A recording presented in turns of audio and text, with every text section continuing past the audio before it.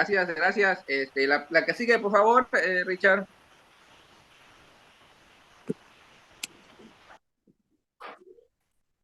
Bueno, vamos a entrar a la parte que tiene que ver con la naturaleza del pacto davídico, ¿verdad? Ya tenemos una idea porque desde ya en la primera parte, pues dejamos claro que el pacto davídico tiene una fuerte conexión con el pacto abrahámico. Y como decía bien nuestro hermano Benjamín Escalante, el pacto abrahámico es de concesión real. O sea, es un pacto que contrasta directamente con el pacto mosaico.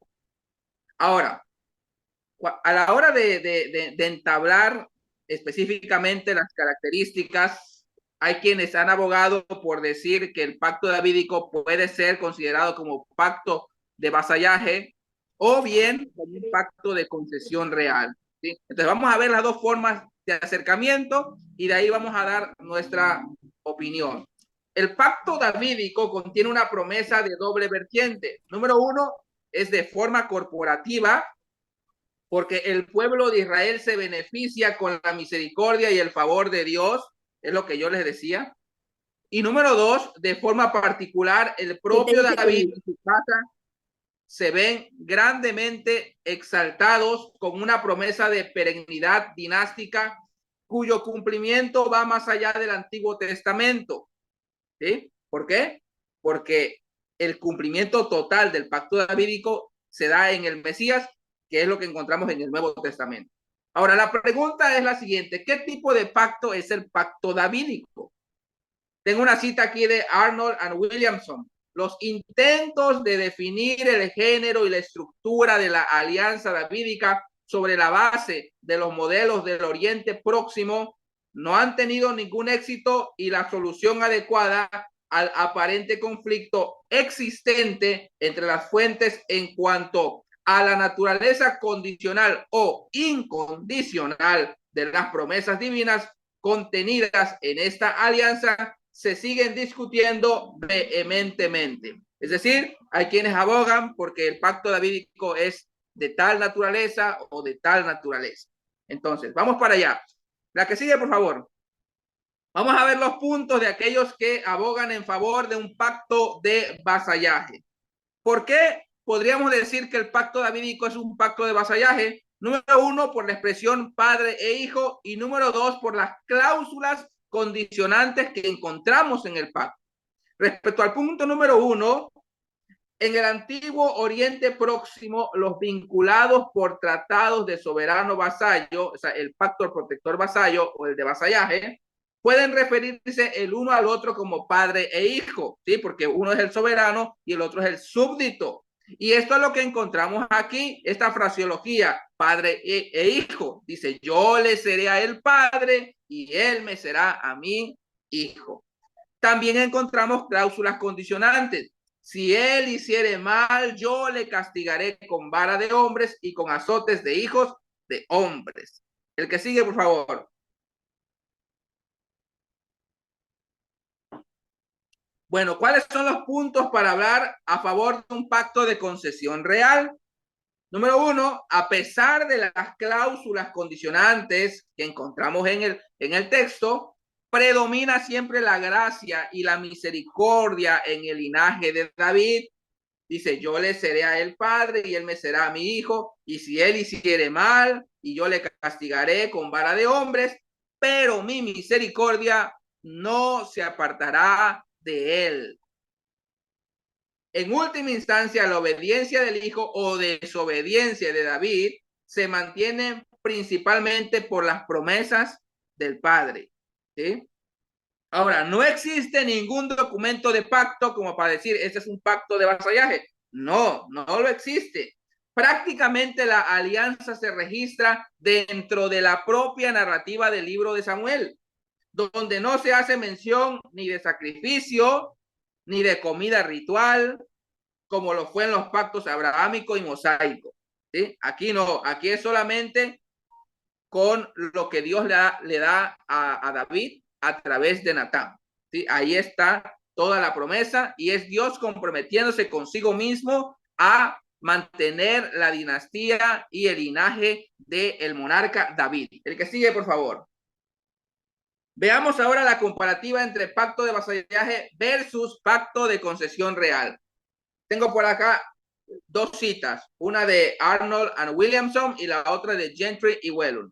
En las encomiendas de concesiones reales, la obligación fundamental recae en el soberano, que garantiza su encomienda, es decir, su concesión a su vasallo y sus descendientes. La encomienda, es decir, concesión real, se centra en la lealtad pasada del vasallo, para quien la encomienda o concesión es una recompensa, mientras que el tratado de soberanía, es decir, el tratado de vasallaje, se centra en la lealtad futura del vasallo, que es regulada mediante las estipulaciones y cuya aceptación es sellada mediante juramento por parte del vasallo. Vemos cómo la lealtad de David es lo que va a hacer que el pacto davídico sea un pacto de concesión real. O sea, desde antes de llegar incluso al trono como el rey oficial de Israel, se presenta a David como alguien que ha sido leal, que guarda una cercanía con Dios, que tiene una comunión con Dios. Y dicho sea de paso, una comunión muy especial, muy íntima con Dios. Ahora, ¿cuál es lo que la lealtad pasada del vasallo? Recuerden que David, cuando ya es rey, lo primero que él hace es recuperar el arca del pacto y traerlo a Jerusalén. ¿Sí? A partir de ese momento siempre será recordado Jerusalén como la ciudad santa en la memoria del pueblo de Israel. Ahora, ¿por qué era la ciudad santa? Porque ahí estaba el santuario, porque ahí estaba el templo, porque ahí estaba el arca. Contrastando con el pacto mosaico siempre hace énfasis en la obediencia futura del compañero de pacto. Si ustedes hacen esto, van a ser bendecidos. Si ustedes hacen lo otro, van a recibir maldición. Ese es el pacto de vasallaje, que enfatiza la obediencia futura, una lealtad futura. Si quebrantan el pacto, van a perder todas las promesas del pacto. Mientras que el pacto de concesión real se basa más que nada en la lealtad pasada del súbdito, en este caso de David. Por eso a David siempre se le va a recordar como que, como el ideal, como el líder ideal de la monarquía, como el adorador ideal, ¿sí? Como el justo ideal, a tal punto que se le recuerda como aquel que tenía el corazón, que era de acuerdo al corazón de Dios. Muy bien. ¿Qué nos dice Gentry y Whelan? Los pactos bíblicos se han evaluado de acuerdo con los modelos de soberano vasallo, por un lado, y de concesión real, por otro. El primero, es decir, el de vasallaje, hace hincapié en las obligaciones del vasallo para con el soberano, y el segundo en las obligaciones del rey para con su noble vasallo. Ahora, analizando esto, definitivamente el pacto davídico es un pacto de concesión real, porque se nos dice, aunque tu descendencia falle y que va a recibir un castigo, mi misericordia no se va a apartar de ellos nunca. Se enfatiza la misericordia del soberano, no se enfatiza la desobediencia del vasallo. Definitivamente es un pacto de concesión real. El que sigue, por favor. Aquí tenemos un recuadro, solamente a manera de confirmación de lo que estamos hablando, ¿sí? Tenemos aquí pacto, participante, descripción y el concepto de concesión real como pacto. Muy bien, el pacto es el pacto davídico. La fuente principal bíblica se encuentra en el segundo libro de Samuel, capítulo 7, versículo 8 al 16, que es lo que ya leímos en la primera parte de la clase. Y el pacto que estamos viendo aquí, que ya identificamos, es un pacto de concesión real. ¿Quién es el participante? Pues el rey David, que se le recuerda como leal en el pasado. Muy bien, la descripción. Es una promesa divina incondicional de establecer y mantener la dinastía davídica sobre el trono de Israel. Esto va a ser muy importante, porque yo les decía al principio, llega el momento en que el pueblo de Israel se sostiene como pueblo de Israel gracias a la promesa que Dios le hace a David, porque el pueblo reiteradamente quebranta el pacto, se aleja del pacto, y por eso los profetas siempre van a aparecer en esta función del litigio del pacto, diciéndole al pueblo: regresen al pacto, regresen a la alianza, reconcíliense con Dios. Muy bien, ¿de qué se trata el pacto de concesión real? Concesión de tierra o algún otro beneficio por parte de un rey a un siervo leal por su servicio fiel o excepcional.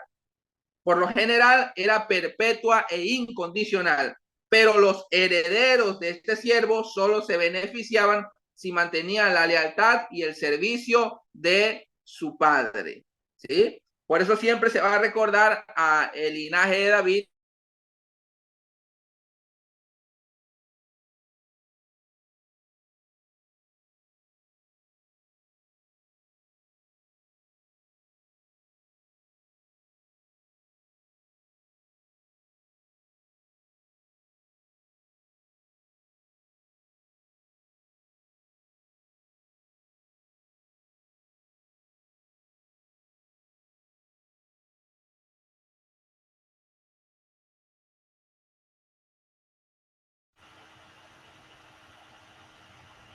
Richard, perdimos a Moss.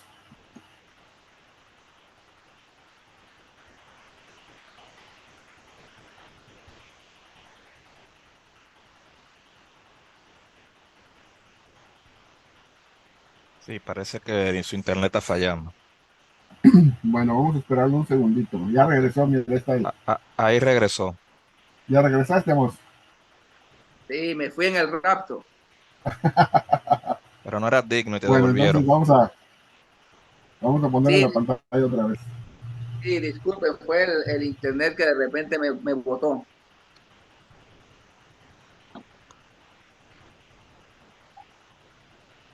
Muy bien, todo bien, ¿verdad?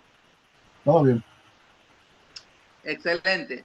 Entonces, aquí en la concesión real, lo que se enfatiza, como les decía, es la lealtad pasada del vasallo leal o el súbdito leal, que en este caso es David, ¿sí?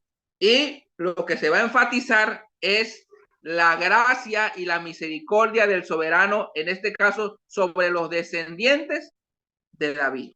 El que sigue, por favor. Sí hay ciertas condiciones del pacto, sí hay estas cláusulas condicionantes, sí las encontramos. Ahora, ¿cómo las vamos a entender? Yo le seré a él padre y él me será a mí hijo. Y si él hiciera mal, yo le castigaré con vara de hombres y con azote de hijos de hombres, pero mi misericordia no se apartará de él, como la parte de Saúl, al cual quité de delante de ti. Ahora, en las partes condicionantes del pacto, según el segundo libro de Samuel, podemos advertir que incluso cuando los sucesores de David llegasen a pecar y a quebrantar el pacto, aunque Dios como garante y compañero de la alianza los castigase, dicho castigo no implicará jamás que Dios aparte su compromiso y su promesa de pacto. Esto podemos comprobarlo en el versículo siguiente, que es la ratificación del pacto. Y será firmada tu casa y tu reino para siempre delante de tu rostro, y tu trono será estable eternamente. El que sigue, por favor. Vamos a analizar un texto paralelo al segundo libro de Samuel, que lo encontramos en Salmos, capítulo 89, donde se nos habla precisamente del pacto davídico. Lo voy a leer. Si dejaren sus hijos mi ley, los hijos de quién, en este caso los hijos de David, y no anduvieren en mis juicios, si profanaren mis estatutos y no guardaren mis mandamientos. ¿Cuáles mandamientos? Pues los de la Torá mosaica. Recuerden que el pacto davídico está dentro del contexto del pacto mosaico. Entonces castigaré con vara su rebelión y con azote sus iniquidades. Recuerden, los cautiverios fueron la expresión del castigo de pacto que recibieron. Mas no quitaré de él mi misericordia, ni falsearé mi verdad. No olvidaré mi pacto. Esto es importantísimo. No olvidaré mi pacto, ni mudaré lo que ha salido de mis labios.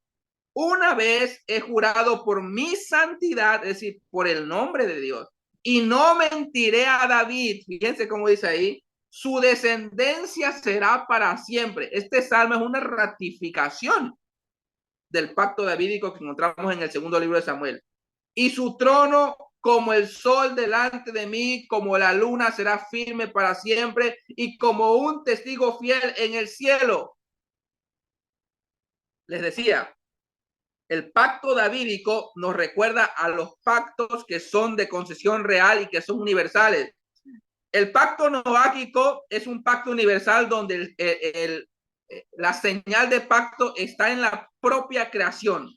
Es el arco en el cielo. Ahora, en el pacto davídico, Dios coloca a toda la creación como testigo de que Dios va a cumplir lo que le prometió a David. O sea, no hay duda de que es un pacto de concesión real. No olvidaré mi pacto. Ahora, el pacto es muy claro. Pese a la posible rebelión de los futuros descendientes de David y pese a que dicha rebelión desataría el castigo de Dios sobre los transgresores del pacto, tal castigo no justificaría nunca como resultado el fin de la dinastía davídica. Es decir, Dios se ha comprometido consigo mismo bajo juramento que a pesar de los pecados de los sucesores de David, la dinastía davídica continuaría. El que sigue, por favor.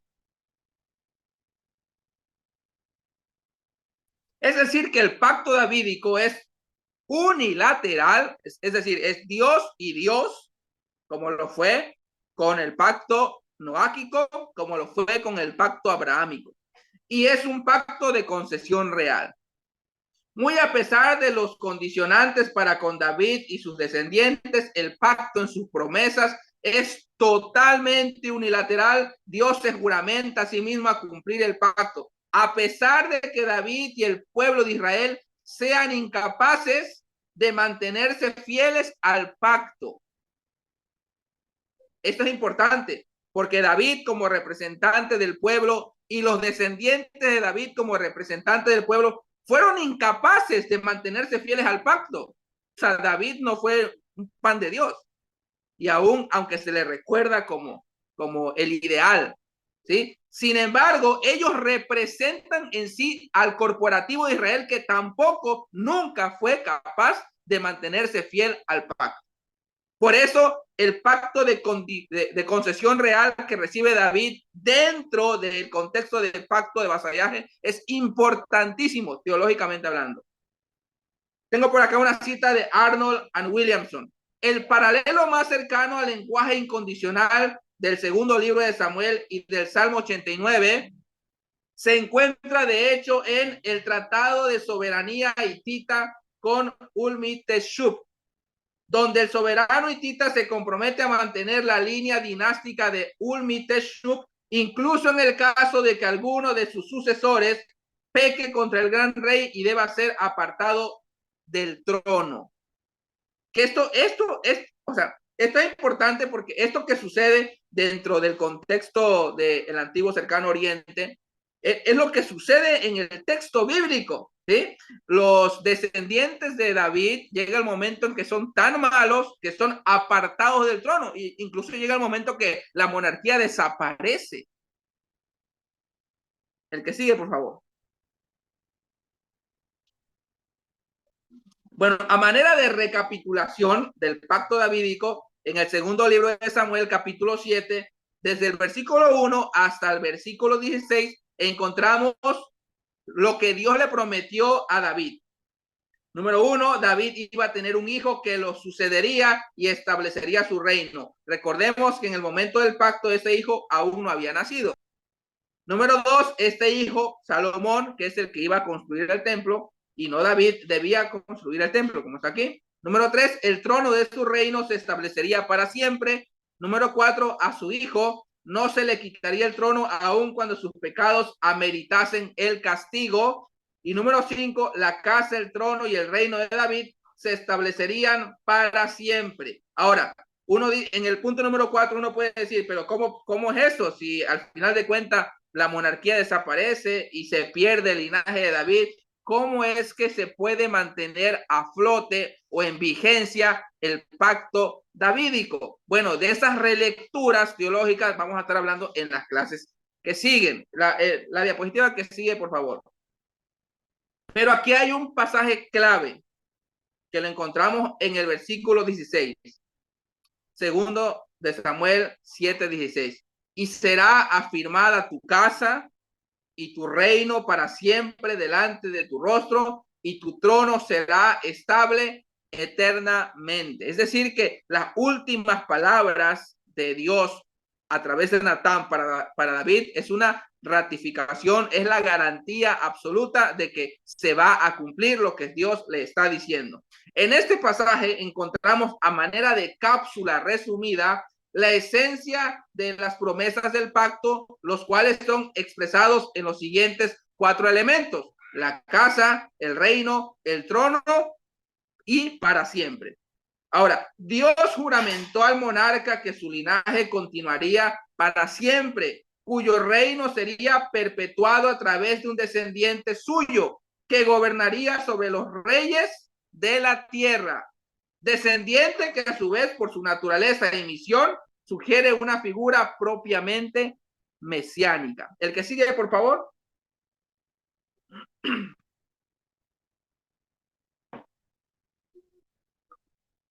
Y aquí ya entramos a esta palabra Mesías, que significa ungido.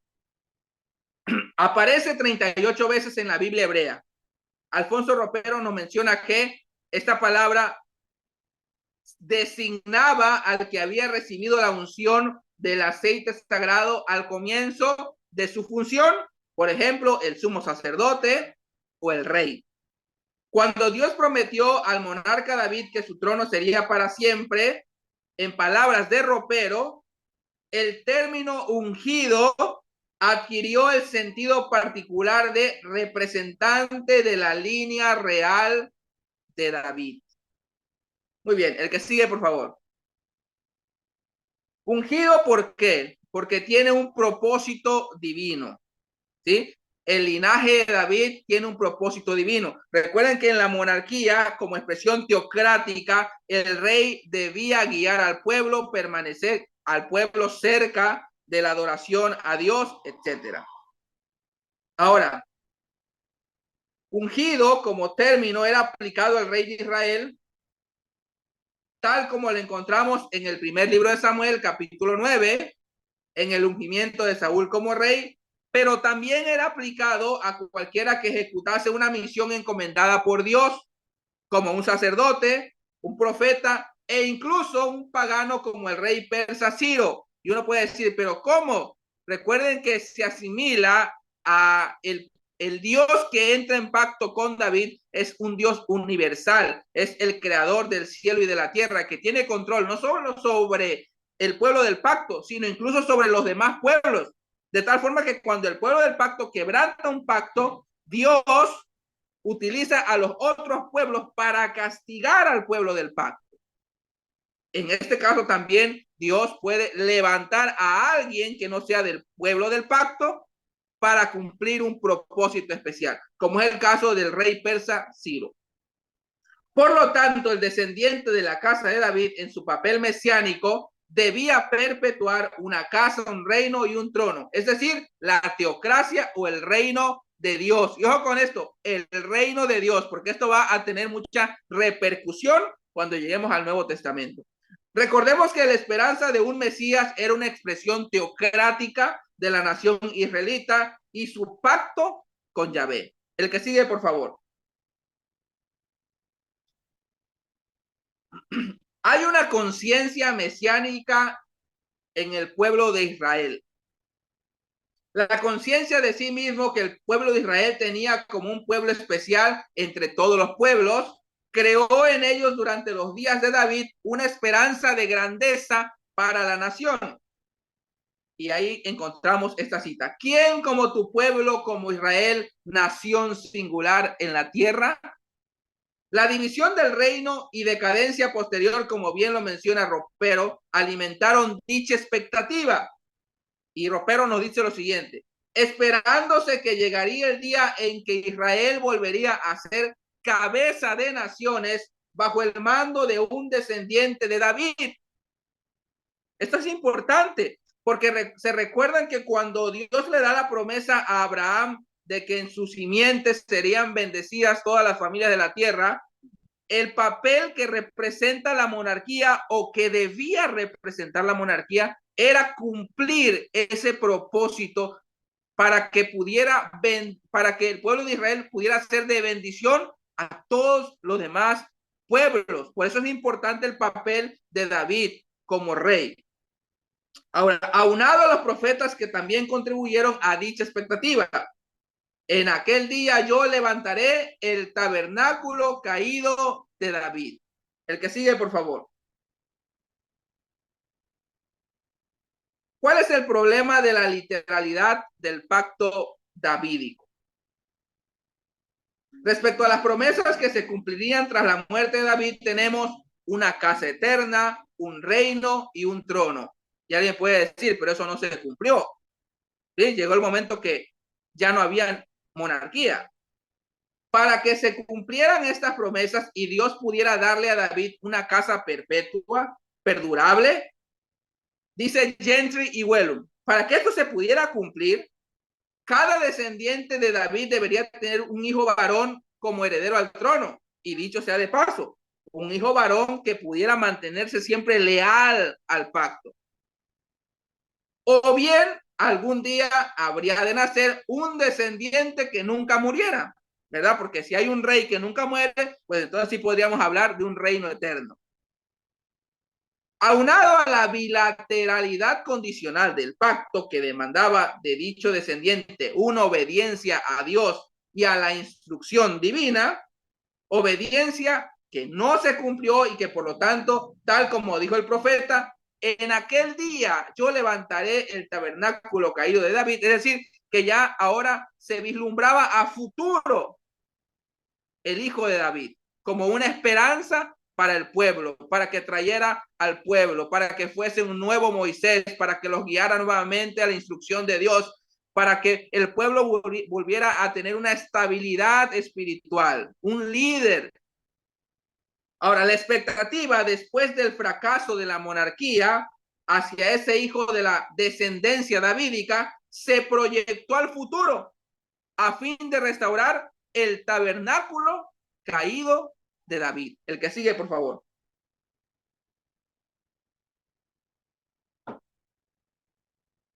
El linaje de David resulta ser, con el pasar de los tiempos, malos compañeros de pacto.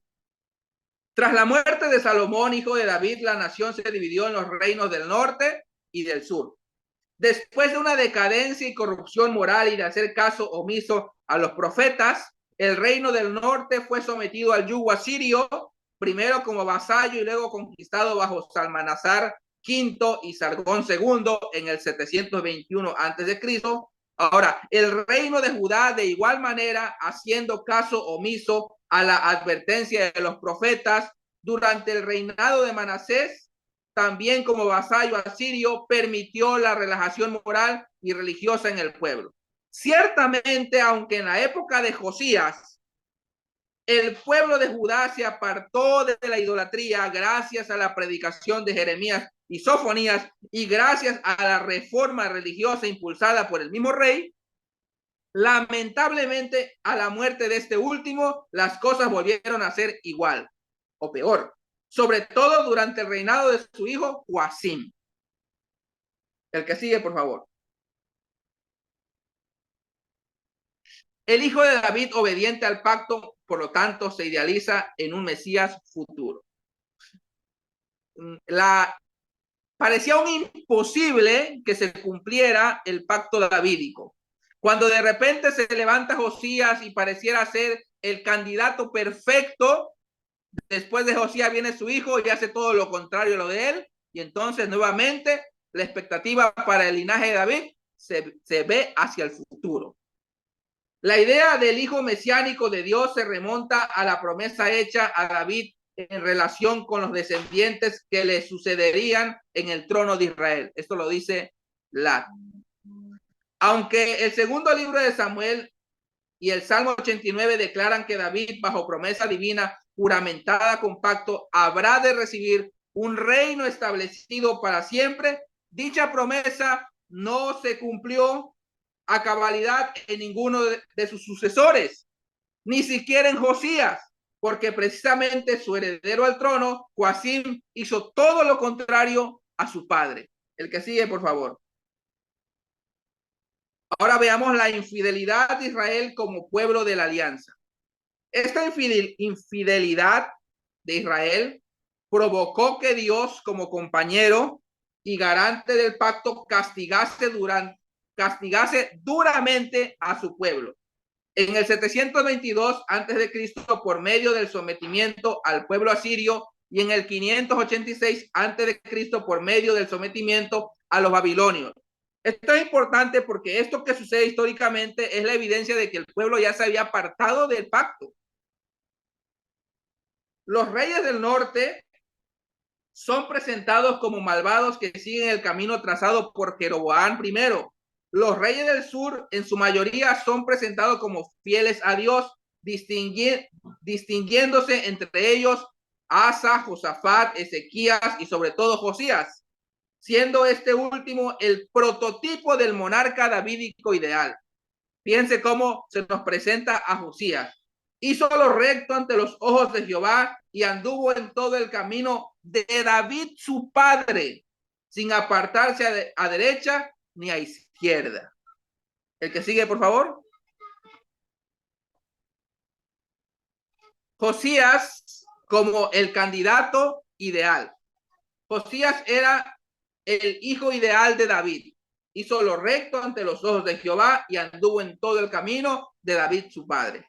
Josías parecía ser un excelente candidato para el cumplimiento del pacto davídico, pero a su muerte y sucesión al trono por parte de Joacim, quedó más que establecido que solo la intervención divina podría darle cumplimiento a dicha promesa y expectativa mesiánica en la nación de Israel. No es casualidad que la profecía de Jeremías acerca de un nuevo pacto sea datada desde los tiempos de Josías. Esto es muy interesante. Sin embargo, dicha profecía, es decir, la profecía de Jeremías sobre el nuevo pacto, no alcanzaría su cumplimiento final en Josías, sino más bien en otro tipo de ungido, aquel que pudiera llenar las expectativas del pacto concertado entre Dios y David. El que sigue, por favor. En conclusión, el esperado Mesías será el representante perfecto de Jehová, el rey ideal de todos los tiempos. Y cuando Dios esté perfectamente representado por su ungido, este llevará a cabo la realización de todas las esperanzas escatológicas. Así, el reino es algo que los hombres del Antiguo Testamento esperaban, el reino de Dios, para el futuro, y lo asociaban estrecha e indisolublemente con la persona misma del Mesías, es decir, del hijo de David. Esto nos lo dice José Grau. Bueno, eso es todo y pasemos entonces a la pregunta. El que sigue, por favor. La pregunta es la siguiente: ¿cuál es la importancia teológica de que el pacto davídico sea un pacto de concesión real y no un pacto de vasallaje? Les oigo. Te recomendaría que pasemos a la bibliografía de una vez, Amos. Perfecto, perfecto. Estimado Richard, sería cuestión de que vayas adelantando, por favor, las diapositivas. Ahí tenemos el libro El Reino de Dios a través de sus pactos de Gentry y Whelan. Muy recomendable, lo hemos estado citando muchas veces. Este es otro libro muy bueno, Panorama del Antiguo Testamento. Excelente libro, también muy recomendable. Comentario del contexto cultural de la Biblia de Walton, también lo hemos estado citando mucho. La teología del Antiguo Testamento de Tellería, también hemos estado citando mucho a Tellería. Este es una joyita también, diccionario del Antiguo Testamento, en la parte de históricos, también lo hemos citado. Excelente material. Paul Enns, compendio, portavoz de teología. El gran diccionario enciclopédico de la Biblia de Alfonso Ropero, también lo hemos citado. Teología del Nuevo Testamento de la, también muy recomendable. Y pues José Grau, que lo citamos a lo último, en la última diapositiva. Y por ahí está también interpretando la Biblia a través de sus pactos, disponible en Amazon. Lo que vimos hoy se encuentra en el capítulo 4. Regresamos a la pregunta, si nos haces el favor. Sí. La pregunta es, ¿cuál es la importancia teológica de que el pacto davídico sea un pacto de concesión real y no de vasallaje?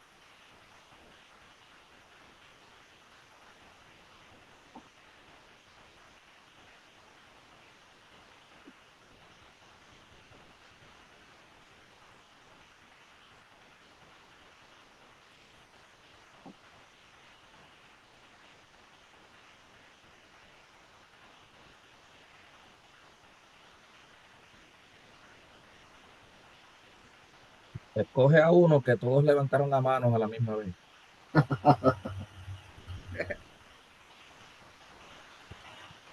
A esa hermana Angélica, adelante.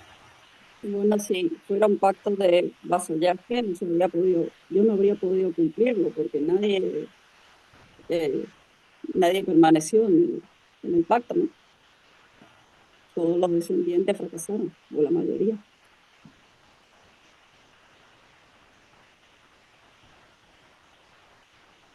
Sí, de hecho, hermana, cuando Jeremías da la promesa del nuevo pacto, ahí especifica de que el pueblo hebreo se apartó, no permanecieron en el pacto con Dios. O sea que el pueblo de Israel dejó de ser el pueblo del pacto de Dios desde antes de que apareciera el Mesías. Solamente que todavía estaba vigente el pacto. Bueno,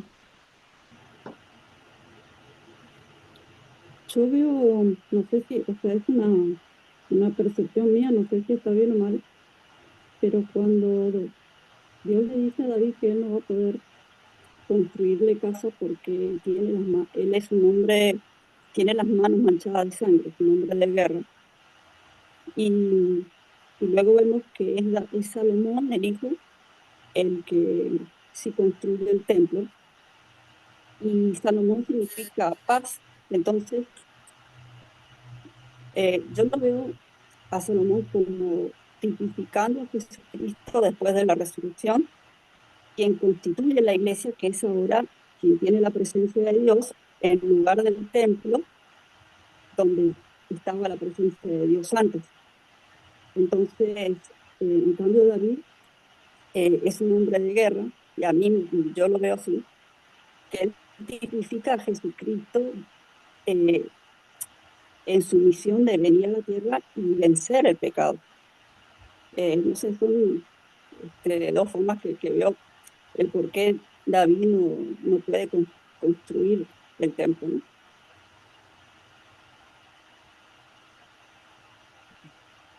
Muy bien, hermana, muchas gracias por el comentario y la interpretación. No la había yo pensado así, pero suena muy interesante. No. O sea que lo que le quiso decir que ya tiene listo el mensaje y la predicación para la próxima semana.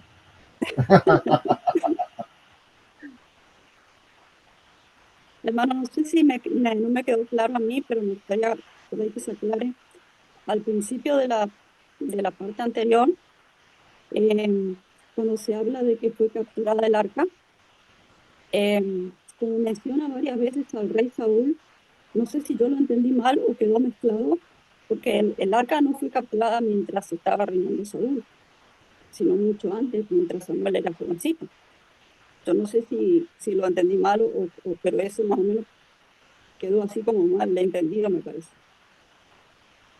Sonaba como que el arca fue capturada cuando estaba Saúl reinando, me parece que no, solo que haya sido capturada 2 veces. No sé si por ahí no se entendió bien.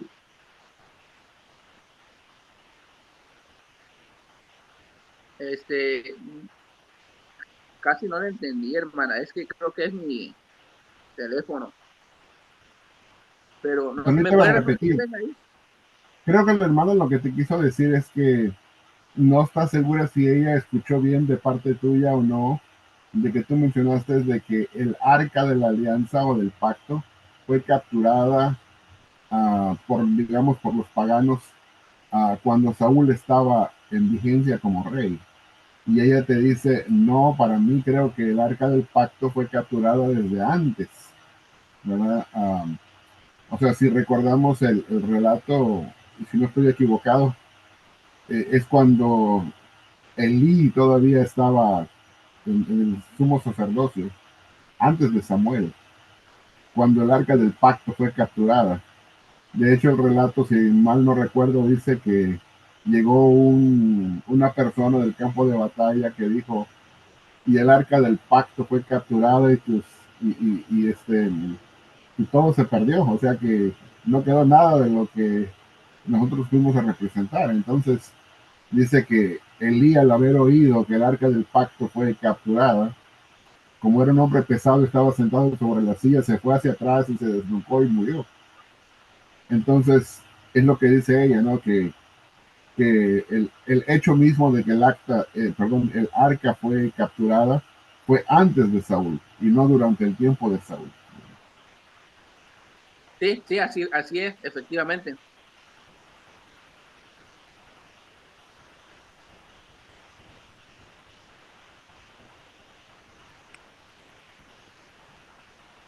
Pero ese comentario que usted hizo, hermana Angélica, me gustó mucho, ¿verdad? Y lo vemos como es que David, siendo ese hombre guerrero, bien dijo usted, representa a Jesús. Y los enemigos que él subyugó o derrotó físicamente hablando, en cuanto al tiempo de él, vemos que eran los hititas, los amonitas, los moabitas, todos los que estaban alrededor de Israel. En cambio, los enemigos que Jesús vino a derrotar eran todos espirituales. Eran los demonios, los espíritus malignos, eran las enfermedades, eran todo tipo de cosas, ¿verdad? Que también eran enemigos de la humanidad, pero desde un punto de vista espiritual. Y sobre todo el pecado, ¿verdad? Y la muerte. Entonces, y después el hijo de él, como bien dijo usted, se llamó, en hebreo le dicen Shlomo, que significa paz o pacífico. Es la misma raíz de donde viene la palabra Shalom, ¿verdad? Con diferentes vocales nada más. Entonces, vemos que él siendo la paz, él es el que trae la paz entre el ser humano y Dios, y entre el ser humano y los demás seres humanos. Y recuerdan ustedes allá en Efesios capítulo 2 cuando dice que Él es nuestra paz. Así dice, ¿no? Que derribó la pared intermedia de separación, haciendo de los dos pueblos un solo pueblo. Y a través de Él tenemos acceso, ¿verdad? Un mismo acceso a la presencia de Dios. O sea que ah, Salomón es tipo de Cristo y también David es tipo de Cristo. Pero lo interesante y lo que más me gustó es que usted dijo de que fue Salomón el que construyó el templo y lo mismo hizo Cristo. Vino a construir el templo. Lo que uno no pudo hacer, el otro lo hizo, pero en Cristo vemos la tipificación de ambas cosas porque Él es el antitipo la consumación perfecta de todo lo que el Antiguo Testamento prefiguraba, ¿verdad? De hecho, el reinado de Salomón era un reinado de paz, que no tuvo guerras, ¿no? Que Así puso a es. todos sus enemigos en paz, ¿no?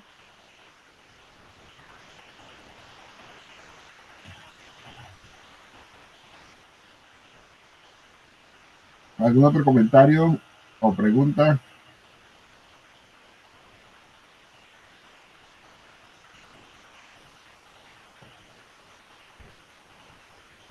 A ver los demás, abran su micrófono si pueden. Hermano Melvin, Luis, Cristian Villarroel, Víctor Ramírez, Noralia Pérez,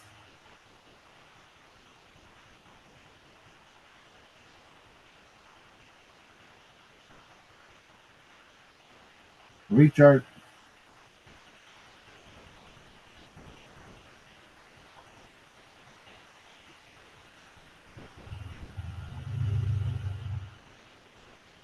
alguien que quiera preguntar o comentar.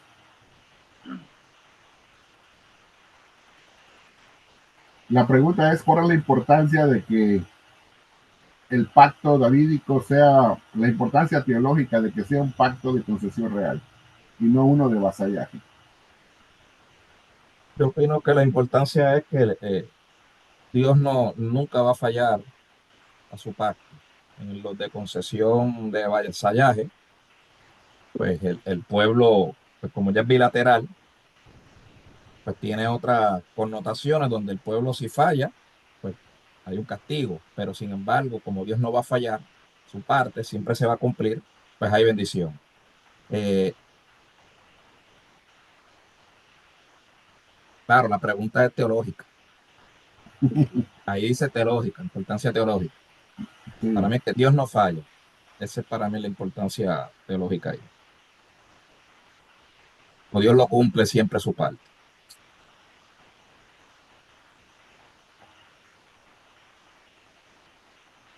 Una cosa que a mí me gustó mucho que mencionó en una de las diapositivas Amós es que decía la única forma en que esto se podría cumplir es que o cada uno de los hijos descendientes de los reyes sea un buen hijo y se fuera perpetuando y perpetuando la buena, digamos, conducta de cada uno de ellos, o que hubiera uno, un descendiente que nunca muriera y que viviera para siempre.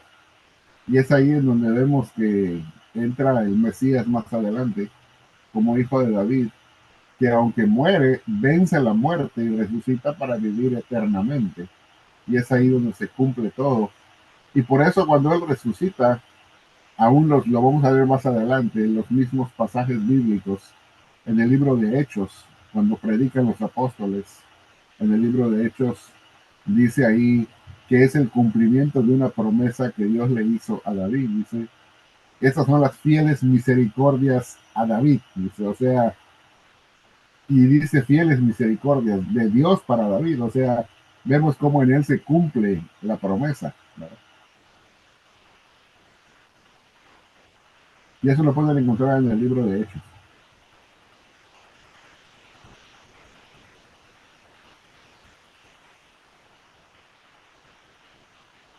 ¿Alguien más? Si no hay ningún otro comentario o ningún otro, otra pregunta, pues vamos a tener que concluir la clase. Ya tenemos 12:15 horario del Pacífico de los Estados Unidos, pero no queremos dejar que nadie se vaya sin haber comentado o con alguna pregunta pendiente, pero si no, pues iremos concluyendo. Ven, quiero agregar algo. En la clase que viene ya vamos a empezar encaminando directamente al nuevo pacto. Entonces, la clase que viene va a estar dividida en dos partes: el anuncio de los profetas y la expectativa mesiánica del judaísmo del segundo templo. Entonces, ya para ir viendo cómo nos vamos a ir acercando hacia el Nuevo Testamento. Ok, muy bien. Ya escucharon la expectativa de los profetas, el anuncio de los profetas, ¿verdad? Y la expectativa ya del Mesías, la expectativa mesiánica. Vamos adentrándonos al periodo intertestamentario, se va acercando cada vez más a Jesús, ¿verdad? Bueno, mis hermanos, pues les agradezco mucho. Mi hermano Ben, yo tengo una, Sí, bueno, sí, quiero hacer adelante, hermano Elvin. sí, mil disculpas, tengo un poquito de ruido. Mi hermano, me quedó una pequeña duda con respecto a que Dios no le permitió al rey David hacer la casa, digamos, el templo. Ahí mismo el texto dice que se manchó mucho en sangre, ¿no? No sé si esto tiene alguna connotación relevante, no sé, entre el compromiso entre la deidad y a la hora de hacer los pactos. porque sí se lo permitió al rey Salomón, ya que él pues digamos, no se manchó de sangre. Digamos, esa sería como tal vez una duda, ¿no?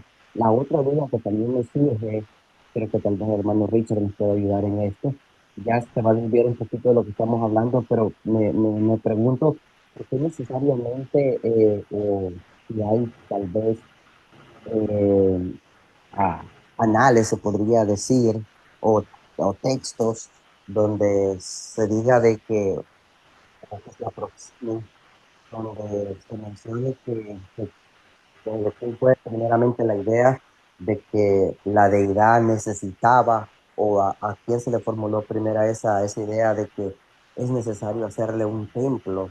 Sabemos que ese templo practicaba las culturas, digamos, paganas en algún término, ¿no? Entonces, no sé, esa sería una como consulta, ¿no? No sé si me entendieron o me faltaron las dos preguntas o los dos comentarios. Pues agradecería, tu sonido no era muy claro. Ok, Agradecería si les puedes repetir una primero y luego la otra. Y primero contestamos la primera pregunta y luego pasamos a la segunda para que sea más fácil. ok, perfecto. Voy a tratar de buscar un poquito más de... Sí, sí, mi hermano, lo primero, la duda que tenía es que, según entiendo, pues Dios no le permite al rey David hacer el templo porque se manchó de sangre, ¿no? Su mano, lo dice el mismo texto, ¿no? Entonces no sé si eso tiene alguna connotación, algún significado o denota algo, no lo sé. Esa sería más que todo curiosidad, ¿no? Y la segunda, bueno, no sé si quieren contestar eso, y la segunda es, pues, ¿por qué precisamente una casa? ¿Por qué es precisamente un templo? ¿A quién se le ocurrió esta idea? ¿O hay registros de que alguien, pues, inició con eso de crearle un templo a los dioses? Esa sería mi sugerencia, mi pregunta más que todo. ¿Vamos? Contesta, Ben. Bueno, Bueno, Melvin, lo primero que te pudiera decir es que en cuanto a quién se le ocurrió primeramente, digamos, ofrecerle o construirle, edificarle un templo a Dios, creo que Amós puso una diapositiva en donde existe un comentario, creo que es del contexto cultural del Antiguo Testamento, si no me equivoco, que es el libro de John Walton, donde decía que era común en el antiguo cercano oriente, entre las culturas de aquel entonces, muy antiguas, de que los pueblos le construían un templo a su divinidad para agradarlo, ¿no? Entonces, parece ser que la idea viene del contorno cultural del pueblo de Israel.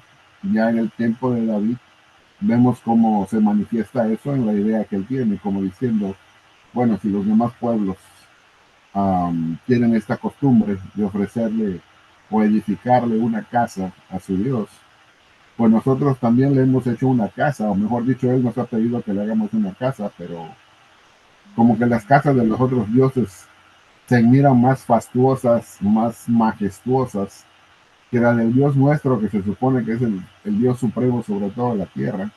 Y nada más son unos palos básicamente levantados, unos tablones por unas cortinas, como diciendo, no es algo de categoría para el rey que nosotros tenemos, que es nuestro Dios, ¿no? Entonces, viene creo que de ese tipo de situación. Y él mismo lo dice en el texto cuando él explica, Dios me ha hecho rey y me ha hecho poder vencer a mis enemigos.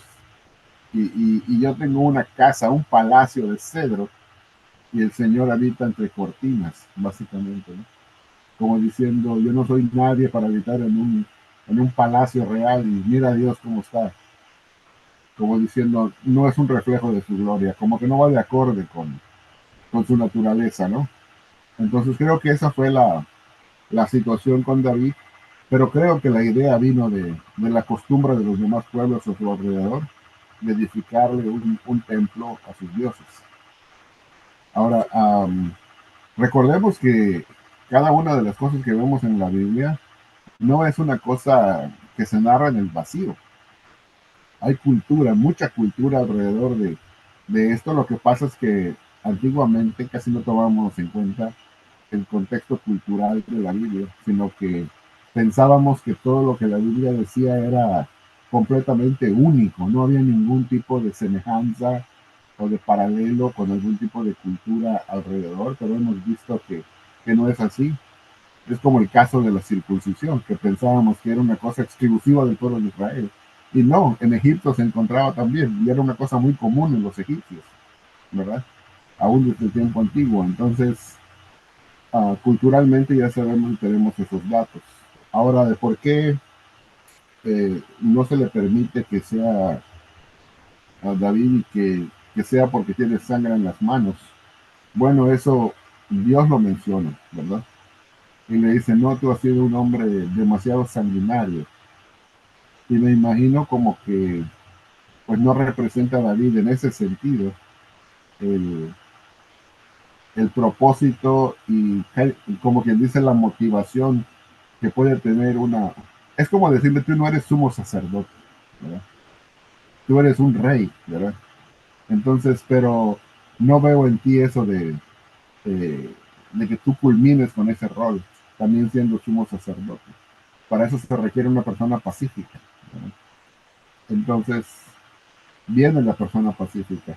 Pero eso nada más es una parte, digamos, inferencial histórica que yo veo en el texto.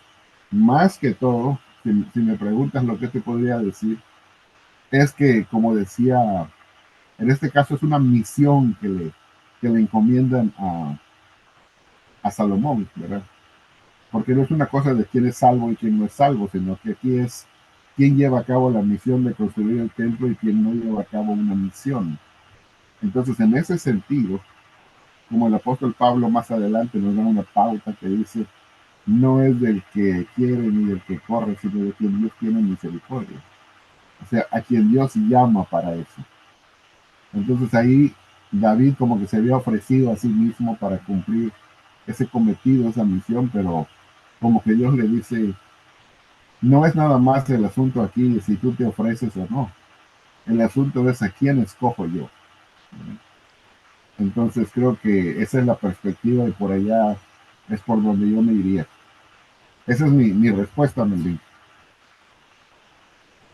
Ok, mi hermano, sí, lo primero que decía era básicamente eso, porque si tú ves las culturas, digamos, aquí en Latinoamérica, donde los aztecas, los tlaxcaltecas y todo, las, las culturas que se han encontrado, los templos, y bueno, eso te hace más o menos una referencia de que de mis tiempos antiguos algo así se practicaba, ¿no? Ahora que estamos estudiando esto más profundamente, siempre te llama la atención, porque y ahí va básicamente mi pregunta. eh, a- ¿De dónde se origina esto, no? Yo sé que es una pregunta como tirada al aire, ¿no? Pero sí, realmente uno siempre quiere buscar el dato específico, ¿no? Pero sí, no se sabe con exactitud, podría decir, sino que se viene de culturas de alrededores. Y lo segundo, mi hermano, bueno, sí, te agradezco tu respuesta, mi hermano, pero sí, todavía queda la incógnita. Eh, Está buena tu respuesta, mi hermano. Eh, yo pudiera decir de que puede ser, mi hermano, de que, no sé, tal vez esto es algo teológico, ¿no? Tal vez, pues, Dios haciendo algún prototipo de la santidad de Él, qué sé yo, ¿no? Algo así, ¿no? Bueno, eso, mi hermano, y agradecerle al profesor Amos por la enseñanza. Siempre aprendemos algo nuevo y muchísimas gracias. Claro que sí, bendiciones, Melvin.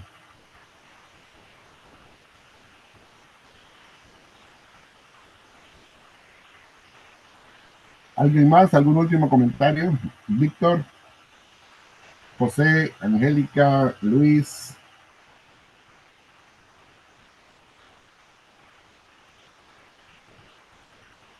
Yo tengo la incógnita de saber a qué se refiere con la llave de David, pero no quiero alargar la clase ni adelantarla, a lo mejor eso lo vemos en otra clase.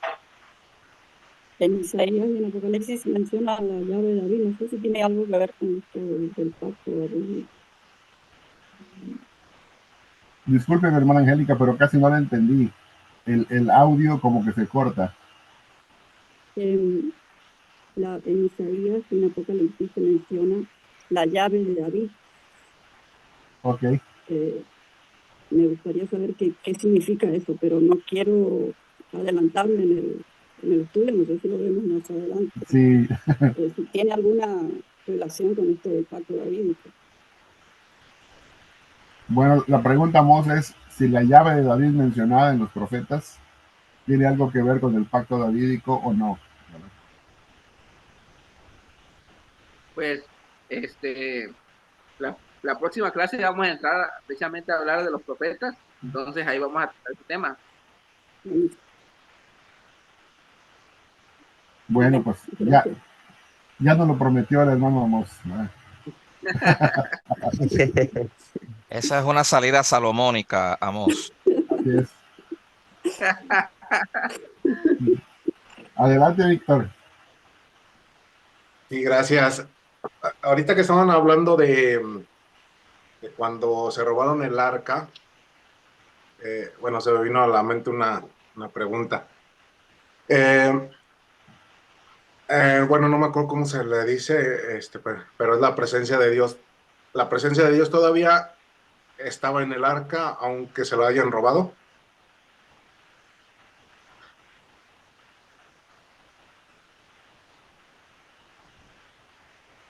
¿Qué piensas, Amos? Es que el arca es simbólico. El arca representa la presencia de Dios. Y podemos ver que Dios siempre está activo en la historia del pueblo de Israel y en la historia y sobre la historia de todos los pueblos de Israel y de sus aledaños, de sus vecinos. ¿Sí? Entonces la presencia de Dios, yo creo que ellos mismos entendían que la presencia de Dios no estaba dentro del arca como tal, sino que representaba. Hay unos que dicen que sí, efectivamente creían que Dios habitaba ahí literalmente dentro del arca. Creo que no, porque aún los profetas dejan ver de que Dios va más allá de un templo. O sea, el templo representa algo, más que algo físico. Hermano, ven. Bueno, yo lo que puedo decir es que concurro contigo, no necesariamente que cuando el arca estaba en manos enemigas o en territorio enemigo, que la presencia de Dios estuviera dentro del arca en un sentido físico. También concurro en que es una representación de la presencia de Dios. Pero en cierta manera nos deja ver el texto cuando leemos libros en donde encontramos registros como cuando el arca estaba en alguna de las ciudades filisteas, por así decirlo. Vemos que meten al arca al templo de Dagón y luego Dagón aparece inclinado y tirado al suelo, ¿verdad? Entonces, pues qué si no es la presencia de Dios eso, en cierto sentido, haciendo de que ese ídolo caiga, entonces yo no sé qué es, ¿verdad? Entonces, pero eso no significa que sea una presencia física. Dios no necesitaba en aquellos entonces estar físicamente presente para actuar o para hablar, ¿verdad? Desde los cielos pudiera hacer lo que él quisiera, ¿verdad? Ahora, sí pienso que en cierta manera el mensaje de los libros es que en cierta manera sí estaba presente a través del arca, aunque no necesariamente en forma física. Ahora también tenemos que saber explicar y entender qué significa la expresión en forma física, porque Dios no se manifestaba en forma física en ese sentido, ¿verdad? Dice que era como una nube que se manifestaba sobre los querubines, ¿verdad? Entonces esa nube o la Shekinah, como le decíamos, no es una figura humana, ¿verdad? Entonces también hay que saber entender esa parte. Representaba la presencia de Dios, ¿no? Profesor Ben, ¿y será que hasta hoy, siglo XXI, tanto, digamos, psicológicamente o en la mente de muchas personas todavía habita esa idea de que Dios mora en un templo, ¿no? Y no sé si ustedes han escuchado que la Sí, casa de eso Dios. es muy interesante. Y si me permite, estamos nada más este minutito, un comentario.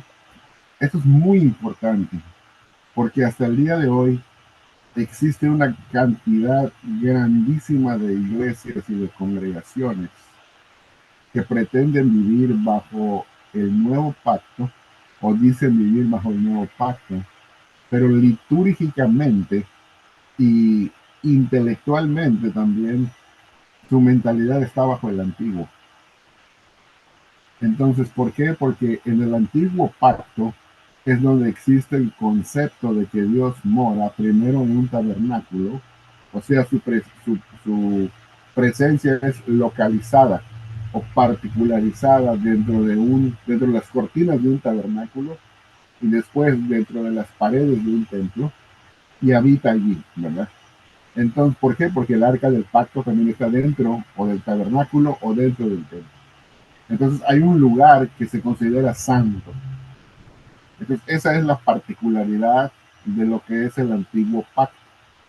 Esa es la representación y la forma en que funciona.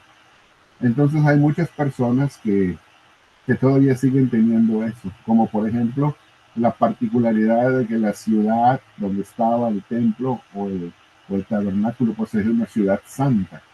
Y así se le conocía a Jerusalén como la ciudad santa. ¿Por qué? Porque en esa ciudad estaba el templo y estaba el arca. Pero ¿qué es lo que pasa? Que hasta el día de hoy le siguen llamando ¿qué? Los cristianos le siguen llamando la ciudad santa, cuando realmente, cuando llegamos al Nuevo Testamento, vemos el mensaje que es bien directo y hay un cambio total de enfoque en el Nuevo Testamento y en el Nuevo Pacto, cuando dice Dios no habita en templos hechos de manos de hombres. O sea que el templo ahora es su congregación, su iglesia, y habita en su iglesia, ya no habita en templos físicos. Pero en la mentalidad con la que muchos de nosotros fuimos crecidos, cuando llegamos digamos, al lugar de reunión de la congregación, le decimos a la gente, o a veces a nuestros hijos, le decimos, no hagas ruido porque ya llegamos a la casa de Dios, ya llegamos al templo. Ahora yo les pregunto, ¿mentalidad de qué tipo es ese? ¿Del Nuevo Testamento y Nuevo Pacto o Antiguo Pacto? Mentalidad del antiguo. Bueno, O sea que es una... pasa mucho cuando una persona pues se trepa lo que la iglesia evangélica llaman altar o la tarima. Ajá, No te pares ahí porque te va a caer fuego, Dios te va a castigar, y más si tú estás en pecado. Y si se para un niño, oye, hasta le pegan por pararse en el ajá, altar. Entonces eso es mentalidad, lo que tú dices, ven, te felicito. Esa es mentalidad antigua testamentaria, así mismo es. así es. Claro, hay Y que lo tener que un pasa es que, respeto, hay que tener un respeto, pero claro, no es nadie está para llevarlo a diciendo ese que no, extremo, sí. no estamos diciendo que no deba haber respeto. Eso es, debe haber respeto, debe haber modestia en las cosas que hacemos, debe haber santidad. Nadie está hablando en contra de eso. Pero es otra cosa muy diferente decir que bajo el nuevo pacto Dios habite físicamente en un lugar. Y de que porque nosotros asistimos a un lugar de cuatro paredes, que ese sea un lugar santo y que ahí habite Dios todo el tiempo. Imagínate las congregaciones, porque he visto varias en el maestro YouTube, ¿verdad? Y en el maestro Facebook, ¿verdad? He visto en el sumo sacerdote Facebook, he visto varias iglesias en donde uno está viendo el video y en la parte del frente, ahí tienen hasta un arca del pacto con querubines y tienen una menorá de un lado y tienen el altar de la proposición y de los sacrificios y todo eso, la mesa de los panes, o sea, que ahí el ministro está caminando como que fuese un sumo sacerdote judío caminando dentro del antiguo pacto, ¿verdad? Y dice en la entrada, Iglesia Cristiana Jerusalén, ¿verdad? Entonces, la pregunta cuando uno entra es, bueno, ¿dónde estamos? ¿Estamos en el templo de Salomón o estamos en un grupo celular con el apóstol Pablo? Yo creo que, El desfile de ministros para cada uno tomar su asiento. ajá, Después que recogen la ofrenda, desfilan todos los ministros, porque como ahora viene la predicación, parecen sacerdotes, entonces se van sentando en su sillita y hay como 6 trepados en el altar, que es un milagro que no se rompa la madera. Y entonces viene el predicador con su mensaje, nuevamente, mentalidad antigua. Increíble, ajá, ven. Oye, qué diagnóstico. Ideal para pedir diezmos. ajá. Y luego, aunque yo amo completamente al pueblo de Israel como pueblo, que como cualquiera de los demás pueblos de la tierra necesita ser bendecido y necesita también salvación, dependiendo de quién hablemos, ¿verdad? como cualquier otro pueblo y como cualquier otra persona, pues la iglesia termina teniendo su bandera de Israel justo detrás del púlpito, ¿no? Para que la miren. Entonces, eso es otra cosa, ¿verdad? Entonces, yo no estoy en contra de una persona que como etnia la pone o es parte de su cultura, como cualquiera de nosotros puede poner una bandera, ya sea mexicana, colombiana, argentina, si eso es lo que uno es. O sea, está en todo su derecho, ¿no? Pero, cuando la Biblia dice que somos del pueblo de Israel o hemos sido injertados del pueblo de Israel, no está hablando de la etnia ni de la cultura del pueblo de Israel, está hablando del Israel espiritual, está hablando del Israel de la promesa. O sea, y es Israel espiritual o de la promesa todo aquel que está en el Mesías, independientemente de cuál etnia sea. Y no para que viva como judío del día de hoy o de los tiempos antiguos, sino para que en Cristo pueda recibir todas las bendiciones espirituales, ¿verdad? Entonces, esto lo vamos a ir viendo y vamos a ir viendo más adelante las implicaciones de qué significa vivir bajo el nuevo pacto. Y yo les aseguro que va a ser un gran shock y vamos a matar muchísimas vacas sagradas, como venimos ahí. Ve, me permite Pero pues, contestarle a Melvin mi sí, opinión sobre la pregunta de la necesidad de los templos en la antigüedad. claro que sí, Sí, adelante. sí, sí. Pues Melvin debe recordar que muchas culturas tenían su propia historia de la creación y aún la Biblia, todas se asemejan en que somos esencia a imagen y semejanza de ese Dios. O sea, estamos hechos de la misma consistencia, si así se puede decir. Entonces la idea era que si nosotros somos productos y nos parecemos a los dioses deben, esa era la mentalidad de ellos, no digo que eso sea así. Los dioses también tienen las mismas necesidades que el ser humano que ellos crearon. Por lo tanto, ese Dios necesitaba un lugar de descanso. Ese Dios necesitaba un lugar donde se podía sentar en un trono. Ese Dios necesitaba comida, por eso había que llevarle sacrificio. Y necesitaba buen olor, por eso siempre había barbecue oliendo ahí en los templos. Entonces, la idea de los templos era satisfacer las necesidades de los dioses porque tenían las mismas necesidades que nosotros. Esa es y eso yo te puedo pasar bibliografía si tú quieres, lo dice Royman, lo dice el mismo John Walton, lo dice en varios libros. Por aquí yo tengo un libro de Canaán y las costumbres antiguas, y era eso. Y lo otro era que los dioses si estaban enojados, necesitaban un lugar fijo para tú llevarles su ofrenda y tener paz con ellos. Ese era el propósito de la idea del templo. Y David, viendo que todas las culturas tenían eso, no quería hacer la excepción. Esa es mi manera resumida de verlo. Muchísimas Sí, Melvin, gracias. hay dos libros bastante específicos sobre eso, que es los de John Walton, Génesis 1, y también Génesis, el de Adán y Eva, ¿verdad? Capítulo 2 y 3. Son dos libros en español bastante buenos. Y más adelante te puedo enviar digamos, el enlace para que los puedas conseguir. Son dos libros que están en español de la editorial Querigma que hablan sobre ese tema específico. Gracias, Víctor. Muchísimas gracias, Ben. A mí se me había pasado, pero ya lo hemos cubierto eso en otros cursos anteriores, ¿verdad? En detalle. Bueno, no sé si con eso respondemos la pregunta, Víctor. Fue pregunta de Víctor, ¿no? Sí, totalmente, Benjamín. Muchísimas gracias. Ya Muy se puso a extenso, pensar, pero ya se puso a pensar sobre todo lo que hay en la tarima de su iglesia, ¿verdad? así es. No, y luego, cálmate cuando empiezan a decir que hay que volver a la senda antigua Ajá. y empiezan a agarrar todo eso. No, pero ¿sabe cuál es la equivocación ahí? La equivocación ahí es que la frase senda antigua es una frase bíblica. Ujú. Lo que está equivocado es la interpretación. Porque el problema no es la senda antigua. La senda antigua es correcta. Pero la senda antigua a la que ellos se refieren no es el camino mosaico, sino es el camino abrahámico. O sea que el pacto cabecera de todos los pactos es el pacto con Abraham. Y regresar a la senda antigua es regresar a una forma de vida como la que tenía y a una forma de adoración como la que tenía el padre Abraham, ¿verdad? en donde claramente dice ahí que fue justificado por la fe. Y es de donde viene el tronco de toda la teología bíblica paulina, ¿verdad? De decir que esa senda antigua, él decía, sí es correcto, pero la entrada no es a través de Moisés, sino a través de Abraham. Hay que irnos más atrás, o sea que es más antigua que Moisés, ¿verdad? Nada más que la gente piensa que se refiere a Moisés y no lo logra ver porque piensa que como tiene más libros en la Biblia, el pacto mosaico, que se trata todo del pacto mosaico y no logran ver que antes del pacto mosaico está el pacto con Abraham, que aunque no abarca muchos capítulos, es la cabecera de todos los pactos. Y el que logra entender el pacto abrahámico como la senda antigua, básicamente entiende correctamente todo el resto de la Biblia. ¿Ok?